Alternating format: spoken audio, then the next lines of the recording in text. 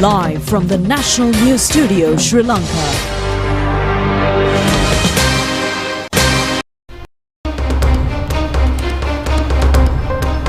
Good evening. This is the National News Telecast. I'm moving Meteorological. And I'm Lanka T10. These are the top stories for tonight. US sanctions imposed on Udayanga Veeratunga and Kapila Chandrasena.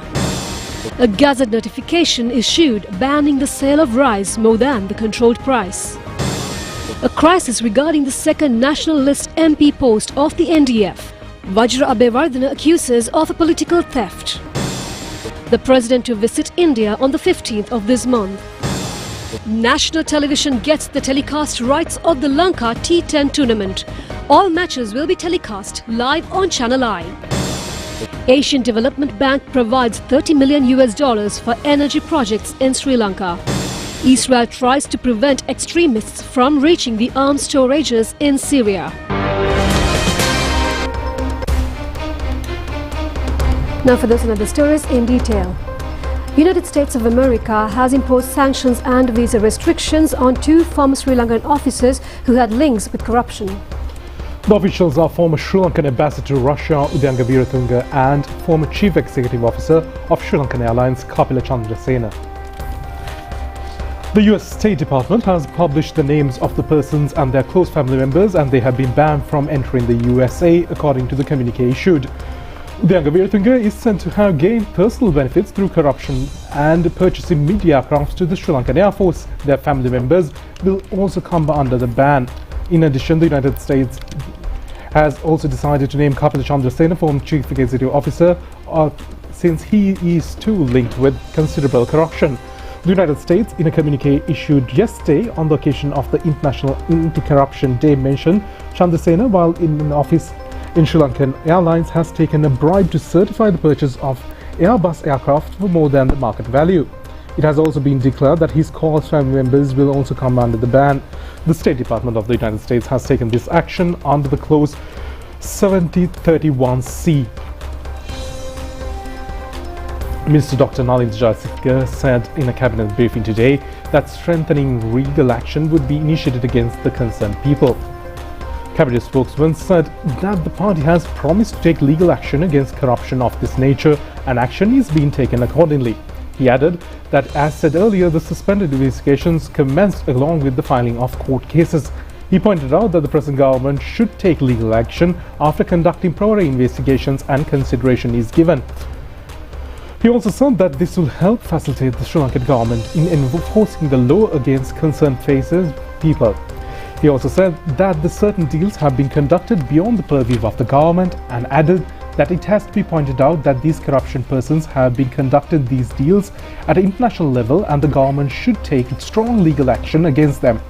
He added that the government does not want to protect any corrupted persons, and no one will be allowed to hide these corruptions. The Consumer Affairs Authority has issued a Gazette notification mentioning the new controlled prices of local and imported rice varieties. The Gazette notification has stressed that selling, supplying, offering to trade or exhibiting at higher prices than the certified prices should not be done. The maximum wholesale price of a kilo of local white or red raw rice is 215 rupees. The maximum retail price of these varieties is 220 rupees. The maximum wholesale price of a kilo of local white or red Nadu varieties is at 225 rupees. Their retail price is 230 rupees per kilo. Wholesale price of locally produced white or red raw samba variety and boiled rice is 235 per kilo, and retail price is 240 per kilo. Wholesale price of raw kiri samba kilo is 255 per kilo and 260 rupees per kilo in retail. The maximum retail price of a kilo of imported raw rice is 210 rupees. A kilo of imported Nadu is at 220 rupees. According to the Gazette notification, maximum retail price of imported samba variety is 230 rupees per kilo. Chairman of the Consumer Affairs Authority, Hemantha Samarakone, says that accordingly raids will be conducted from today to nab errant traders. Chairman of the Consumer Affairs Authority, Hemantha Samarakone, said that consumers can complain any injustice or malpractice or sale at higher prices to the hotline 1977. He said that in addition, there are representatives of the Consumer Affairs Authority at the district offices to accept complaints from the consumers. Our correspondent said that officials of the Consumer Affairs Authority are monitoring the rice distribution activities in the Polonnaruwa district since last 3 days. They check whether the rice is sold at the government certified price. All data collected by these officials are directed to the Chief Operational Office in Colombo.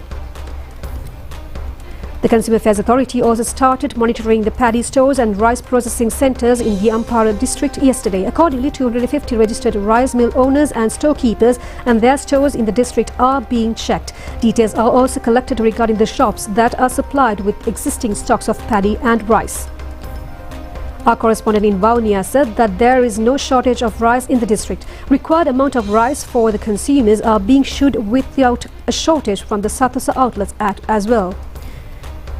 Meanwhile, at the Cabinet press briefing held today, views were expressed regarding the controlled prices of rice and imported rice. Cabinet spokesman Minister Dr. Nalinda Jayatissa said that while issuing guidance to rice mill owners, the Cabinet given approval to import 70,000 metric tons of rice. He said that accordingly bids have been called and the first stock of 5,200 metric tons will arrive in the island in few days. He added that Satosa State Trading's General Corporation and private importers have been provided with the opportunity to import rice. The market management will be carried out by keeping a buffer stock with the government without causing any harm to the local farmers. He further said that the Consumer Affairs Authority has mediated for this process. He also said that rice stocks are being distributed to many areas by yesterday. Minister Dr. Jayatissa said that the problems prevailing in the distribution network can be corrected in the coming days. In addition, maximum relief as much as possible will be given to small and medium-scale mill owners through banking network. All relevant stakeholders should be made involved in this process. The government actively mediate to the matter with mutual support to the private sector. The government expects the mill owners will act according to the guidance given by the President. The government can manage this problem within few days. It will give first priority to the food safety of the general public, and no one will be allowed to play foul.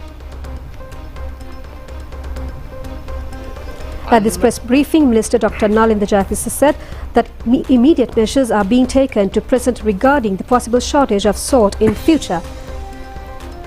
He said that the government accepts that there is a slight shortage in salt production in some sultans.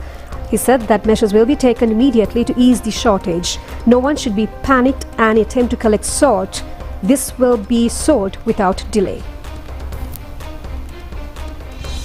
A discussion regarding providing rice without a shortage to consumers at a fair price and purchasing paddy in the Maha season was held at the Ministry of Agriculture today. The meeting was chaired by Minister K.D. Lalkanta. The minister gave instructions to the concerned officials to take necessary steps to appoint special committee to provide rice to consumers at a fair price and to purchase paddy. The minister also said the cost of purchasing a paddy this Maha season and the prices of purchasing paddy can be decided accordingly. Extensive discussions were held to give benefits to consumers and farmers. The Secretary to the Ministry of Agriculture, D.P. Vikramasinghe, along with other officials, participated in this discussion. Faz Mustafa has been named for the national list MP post of the New Democratic Front. According to the party, Election Commission has been informed by now in this regard. According to the 2024 general election results, the New Democratic Front was able to secure 2 seats from the national list. One of the seats have been awarded to Ravi Karunanayaka, while the remaining MP post is awarded to Faz Mustafa by Secretary of the party. United National Party, Sri Lanka Freedom Party and United People's Freedom Front contested the general election jointly. Somehow, President of the United National Party, Vajrabhayavardhana, issuing a notification, has objected to this appointment. According to him, the decision regarding filling of the post of the national list MP has been taken by the leaders of the New Democratic Front. He added that the Secretary of the NDF does not entertain any power to complete the national list MP posts. According to the notification, filling of the national list MP post violating the decision is a complete breach of trust and a political theft too. A committee is appointed to report facts regarding the appointment of Ravi Karunanayaka. Proper action will be taken once the report of that committee is received. Vajrabhayavardhana added that proper action will be taken in consultation with the member parties of the NDF regarding the appointment of Faz Mustafa. In the meantime, views have been expressed in this regard at the media meeting of the United National Party today. Former MP Thalathathu Korala, answering to a query from a journalist whether Faiz Mustafa has been appointed from the national list or not, replied that she is not aware of such a decision. Replying to another question that the name of Thalathathu Korala had also been proposed from the UNP, she said she has seen that certain media reports, including her name, stating that she is also competing for the post, whereas it didn't happen in reality. She also pointed out that the new government has been brought into power, stating the former government has not functioned properly.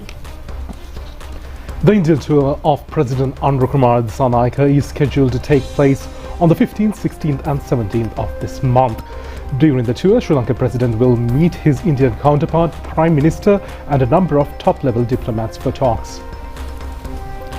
Cabinet spokesman Minister Dr. Nalinda Jayatissa said that the Indian tour will be held from the 15th to the 17th of this month. He said that the President will meet his Indian counterpart, Prime Minister and top-level diplomats. He added that the President will meet the Indian Minister of Foreign Affairs and Deputy Finance Minister. At the Cabinet press briefing, views were expressed regarding the excise license issued by former President Ranil Wickremesinghe. Cabinet spokesman said that the former President had said issuing about 300 bar licenses and collecting tax, his aim was to strengthen the movement of temperance. He said that this is ridiculous, a person reading a retired value life on the tax money of the people, expressing such idea. He added that only the former President given bar license but also cannot collect the excise tax properly. He further said that Ranil Wickremesinghe had given tax concessions to his circle, such as Aloysius and others, and said that when people buy a bottle of arak, the tax is also included in the price. The cabinet spokesman said, however, the liquor companies had not passed their taxes to the treasury through the excise department, and said that 3 companies belonging to Aloysius had not paid the tax arrears since 2022. He added that when Ranil Wickremesinghe decided to issue bar license, he should have taken a decision to collect the excise taxes from his circle. Instead, he also said that he would like to tell Ranil Wickremesinghe that at the time he issues bar license, he should have taken the decision to grow coconut. The cabinet spokesman said Ranil Wickremesinghe should have changed his keenness to issue bar license to renovate the dilapidated paddy storages. Minister Dr. Nalinda Jayatissa said that there should have not been a rice shortage at this moment. The Cabinet of Ministers has approved the proposal presented by President Kumar Dissanayake to establish the Food Policy and Safety Committee under the Presidential Office. The prime objective of the government is to establish national food and nutrition safety and to provide food security securely and to provide minimum food requirements to every person in quality and quantity and an affordable price. Several procedures have been proposed by the new government policy statement and the production of all the food that can be produced within the country, keeping essential food in a buffer stock for at least 3 months. Maintenance of data system on food stock is existing in Sri Lanka, and production, storing and distribution of items that are helpful for food safety and preparation, and implementation of effective programs obtaining the private sector's participation for the processes, wholesale and retail have been identified as prime functions. It has been decided to coordinate the National Food and Nourishment Programme by President's Office to draw greater attention as well as institutional coordination to be made more efficient. This has been implemented under the co-chairs of the Minister of Agriculture, Livestock, Land and Irrigation and the Minister of Trade, Commercial, Food Security and Cooperative Development, and with the membership of secretaries of the relevant ministries, including the Secretary to the Prime Minister, and to provide policy guidance through scientific analysis based on data and information with the participation of all relevant institutions for ensuring food safety and nourishment. The Cabinet of Ministers has approved the proposal presented by the Minister of Fisheries, Water and Ocean Resources to provide an allowance to restore the fisheries industry of 9,375 rupees per month to the relevant fishing vessel owners who have registered at the Department of Fisheries and Aquatic Resources, with the objective of simplifying the providing of this concession relevant to the small vessels that are used kerosene as fuel for the period of 5 months, and to continue the concession provided to the diesel fishing vessels as prevailed earlier. Taking into consideration the proposal presented by the Minister of Transport, Highways, Port and Civil Aviation, and Cabinet of Ministers has decided to take steps to issue a new digital driving license for the presently used driving license and to implement current procedures further for the issuance of the driving license. There are 50 government bungalows in the Colombo 7 and Colombo 5 areas under the authority of the Minister of Public Administration, Provincial Council and Local Government. These were allocated by former presidents, ministers and deputy ministers and for various public institutions. Further presidential mansions are located in various places under the administrative authority of the Presidential Office. However, these presidential mansions, apart from the Colombo and Kandy mansions, have not been used continuously. In addition, Visumpaya, which was used by several state leaders as an official residence, is currently under the administrative authority of the Urban Development Authority. Furthermore, there is a Prime Minister's official residence in the Nuwara area under the administrative authority of the Prime Minister's office. Although a huge amount of money has been incurred for the maintenance of these government properties, these properties are underutilized condition. Accordingly, the Cabinet of Ministers has approved the joint proposal presented by President Anurakumara Dissanayake and Minister of Public Administration, Provincial Council and Local Government to appoint a committee comprising officers to propose suitable strategies enabling these premises and houses to be utilized for economically advantageous purposes. The Cabinet of Ministers has approved the proposal presented by President Anurakumara Dissanayake in his capacity as the Minister of Finance, Planning and Economic Development to extend the moratorium on implementation of Parate law until 31st March 2025 and to prepare a multidimensional mechanism to solve these issues with the active contribution of all the parties including Central Bank of Sri Lanka, government and private banks and other government institutions. The World Food Programme has granted 55,000 metric tons of muriate or potash fertilizer as a grant to Sri Lanka. Considering the information provided by Minister of Agriculture, Livestock, Lands and Irrigations, the Cabinet of Ministers has decided to distribute 50% of the said stock of fertilizer to the farmers of paddy and other crop cultivations and the remaining 50% to the coconut cultivation farmers. A discussion regarding the budget proposal concerning the vote of the Ministry of Education was held today at the President's office under the patronage of President Anurakumara Dissanayake. Prime Minister Dr. Harini Amarasuriya also participated at this discussion. The ministerial levels are preparing a budget proposal for the next year that have started at present under the patronage of the President. The discussion concerning the Ministry of Education was held with the participation of Deputy Minister Dr. Madhuradham Senivaratna and several other top officials of the Ministry of Education.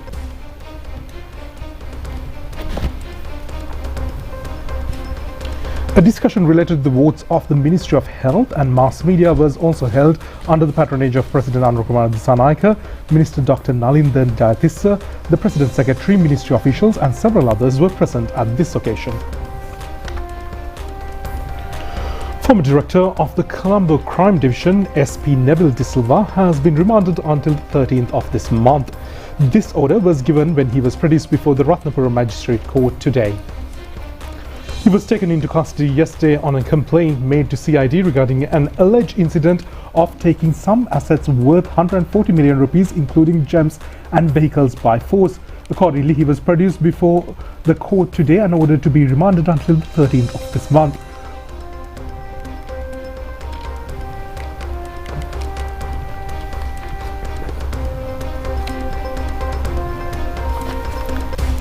Rupavahini Corporation holds the right of the live telecast of the Lanka T10 cricket tournament. The national television claimed the right of live telecast today. Sri Lanka Cricket has organised this tournament for the first time in Sri Lanka.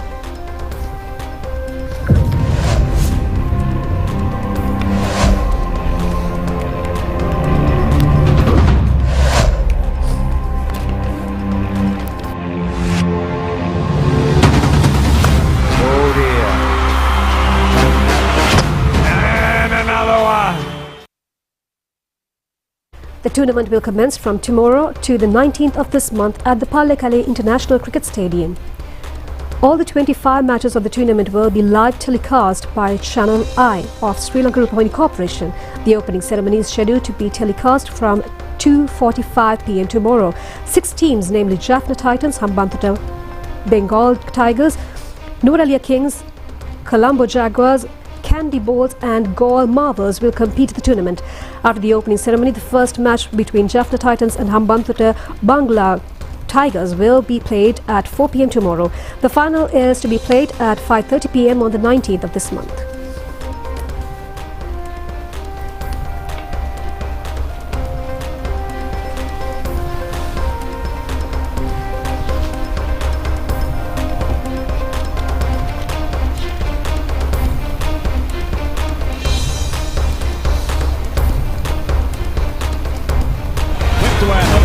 advancing, short ball, saw him coming. Owen, absolutely no.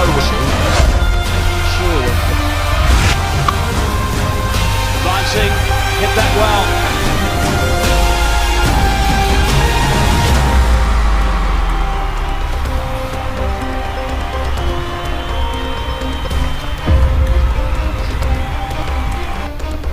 In the meantime, the Asian Development has approved a sum of $30 million for the Ceylon Electricity Board to bolster the sustainability of ongoing and future energy sector projects.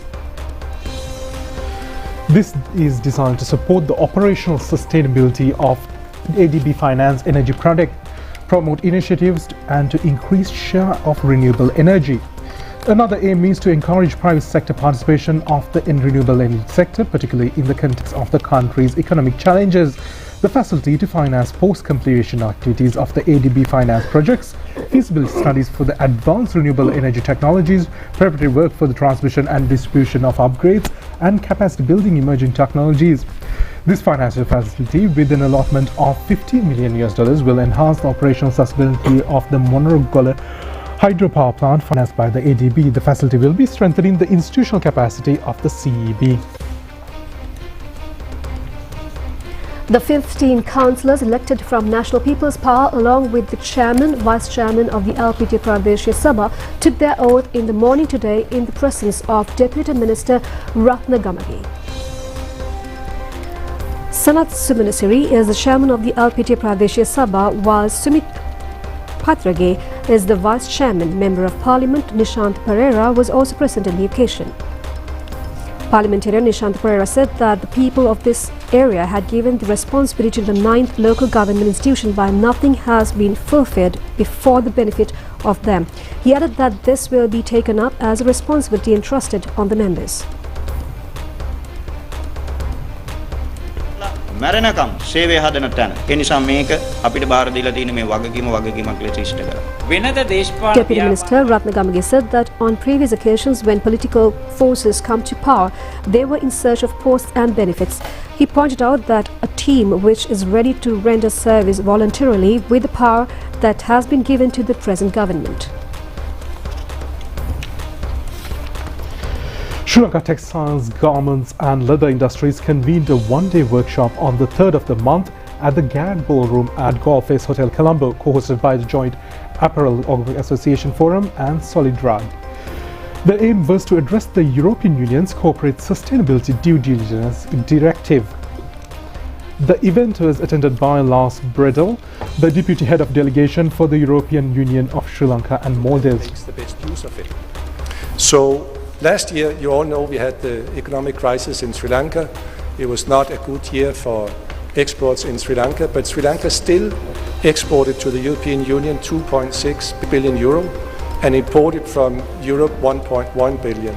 So you had a trade surplus of 1.5 and the total trade of 3.7 billion with the European Union makes the European Union the largest trading partner to Sri Lanka. We are the second on exports and the fourth on imports. In our view, Sri Lanka should make much better use of the GSP+. We want to take that up in conferences we will organize ourselves during this year, also engage with the new government, getting a better investment climate. For Sri Lanka, the textile and garment industry is one of the most significant contributors to the national economy, which accounts for 52% of total export earnings. This leading sector has undeniably made great contributions to the socio-economic development of the country. It has created a staggering 362,000 direct jobs and indirect employment for about 1 million workers, of which a large proportion are women. It has promoted gender equality, fostered labor mobility, and enabled economic restructuring of your country. The Netherlands is the 7th largest export destination of Sri Lanka. That is because most exports are entering the European markets via the port of Rotterdam. Sri Lankan products still meet challenges in terms of environmental, labor and origin standards. You're not there yet. Besides that, under the new regulation, goods must comply strict with requirements in quality and design in the EU market. Meeting those requirements of corporate sustainability would give Sri Lankan businesses a comparative advantage over competitive textile producing countries. So these requirements are an opportunity and not a threat. And we have more news from home in brief. President Anur Kumar Dissanayake appointed Dr. Anil Singha as the new secretary to the Minister of Health and Media. The official appointment letter was handed over to Dr. Singha by the secretary to the President, Dr. Nambika Sanath Kumar Naika, today at the Presidential Secretariat.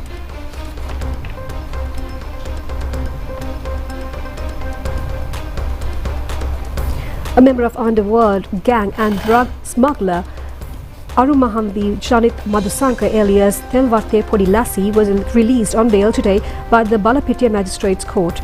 A number of cases against him regarding drug smuggling and underworld activities are being heard at present. A Buddhist religious ceremony prioritizing Sri Lanka has been entered into the national calendar of India. The entry is of the Sanchi Cultural Festival organized by the Sanchi Chaitagiriya Viharya in Bhopal, India. The 72nd Sanchi Mahabodhi Cultural Ceremony was held at the Viharya premises recently. A gathering of about 100,000 devotees from several countries, including Sri Lanka, participated in the occasion. The procession made its way from the Chaitagiri Viharya to the temple established in the premises of the Sanchi archaeological site.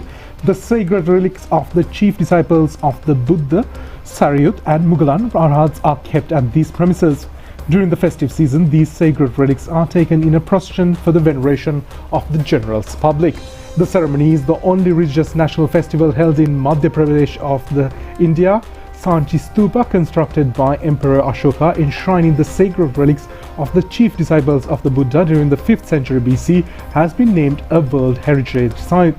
Special representative of the Prime Minister, Minister of the Parliamentary Affairs, Kiran Raiju, Minister of Rural Development and the Pancha Sabha, Prabhat Singh Patel and Dr. Supachai Chaparang of Thailand were also present on the occasion. The ceremony was organized under the patronage of the Chief Sanganayaka of Japan, Chief Incumbent of the Sanchi Viharya, Venerable Banagala Upatisatera.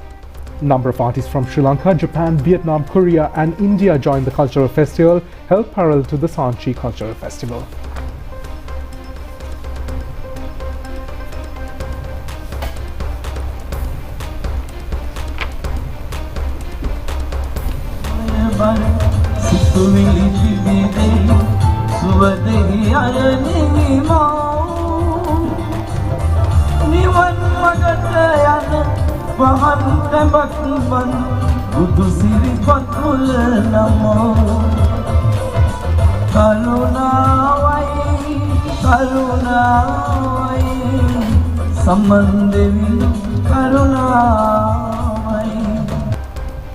According to the Department of Meteorology, the low pressure condition which prevailed in the southeastern Bay of Bengal sea area will remain further. The department requests naval and fisheries community to be on alert regarding the future communique in this respect. Meteorologist on duty Udeni Virasinghe says that the low pressure situation moving in a northwesterly direction is expected to reach the Bay of Bengal, southeast of Sri Lanka, Tamil Nadu coast. In the morning, weather condition, the sea area from Portville to Putlam via Batiklo, Trincomalee, Kankasanture and Mannar would remain rainy, while the sea areas from Putlam to Hambantota across Colombo and Goa will experience rains. Intermittent rains are expected today in north, north central and eastern provinces. According to the Department of Meteorology, intermittent rains or thunder showers might occur in the rest of the areas of the country during evening. Rains of around 75 millimeters would be witnessed in certain areas in western and Sabaragama provinces and Gaul and Mathura districts. A commemorative ceremony was held recently on the occasion of the 20th death anniversary of veteran media personality, lyricist, cinema director and environmentalist Dharmasiri Gamage. The ceremony was titled the Sihina Nelu Mala and was held at the Apegama premises in Battaramulla. Dharmasiri Gamage was the editor of the Young Janata newspaper started in 1978. He initiated the Yohun Pahan Batter in 1982 in order to help young writers in the development of their creative skills. This resulted in the creation of a large number of excellent poets, lyricists and creative artists.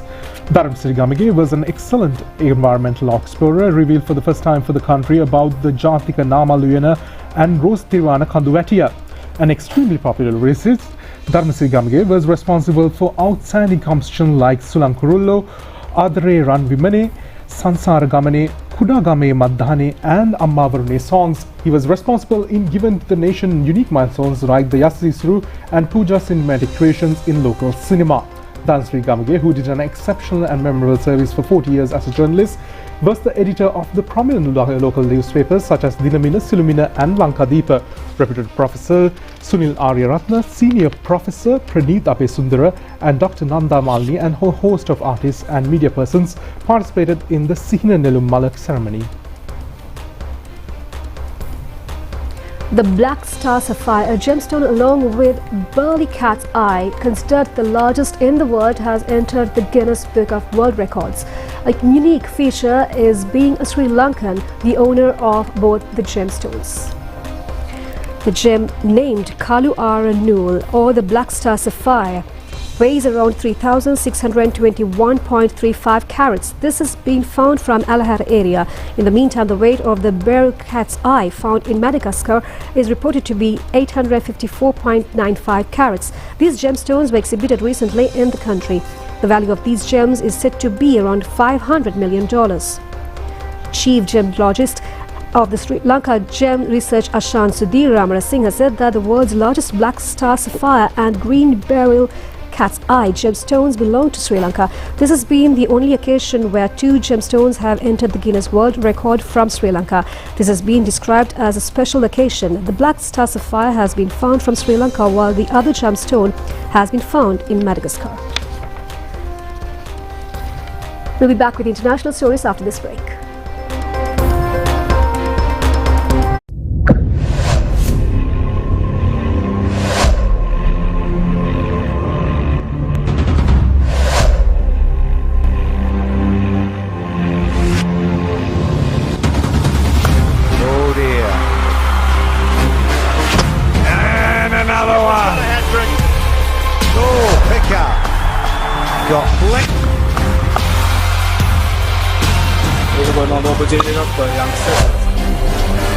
Sample.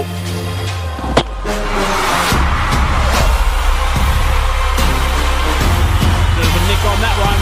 Yeah, she picked up a wicket. But then